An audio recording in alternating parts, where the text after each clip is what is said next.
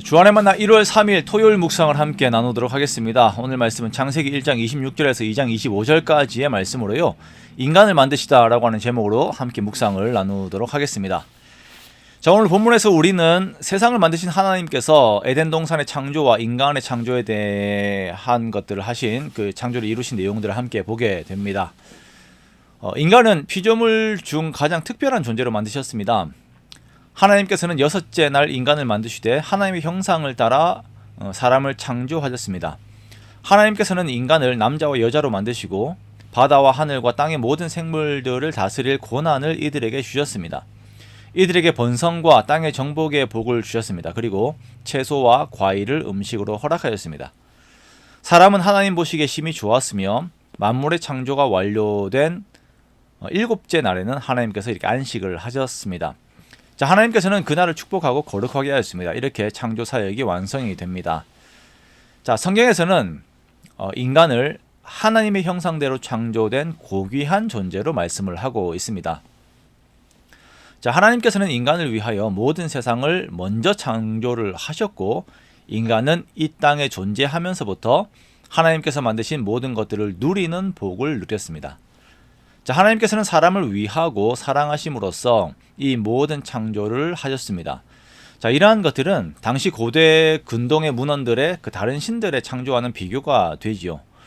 바벨론의 창조 신화인 에누마 엘리쉬에서는 바벨론의 신 마루득이 패배한 신의 피와 흙 그리고 다른 신들의 침을 섞어서 인간을 만들었고 인간들에게 신들의 노동을 대신하게 했다라고 말하고 있습니다. 말씀했다 하면 안 되죠. 말하고 있습니다. 자, 홍수설화인 아트라하시스에서도 사람은 신들의 짐을 덜기 위하여 창조된 존재라고 말하고 있습니다.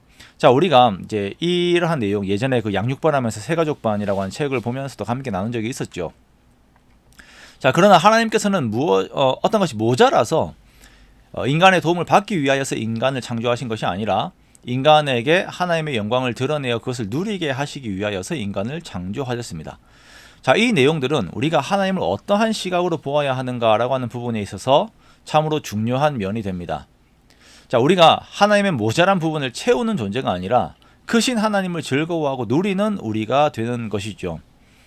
사람을 하나님의 형상으로 지으셨다라고 말씀을 하고 있습니다. 이 말씀은 사람이 하나님의 권한을 위임받아서 이 세상을 대리 통치할 존재로 하나님께서 창조하셨다라고 하는 것, 그렇게 삼으셨다라고 하는 의미가 됩니다. 인간에게 부여된 다스림은 지배가 아닌 돌봄에 대한 의미를 가지고 있으며 이것은 하나님께서 맡겨주신 생명에 대한 책임을 전제로 하는 말씀입니다. 자, 하나님의 형상의 또 다른 의미는 하나님의 본질인 공동체성을 말씀을 하시는 것입니다. 하나님께서는 삼위일체의 하나님이 되십니다.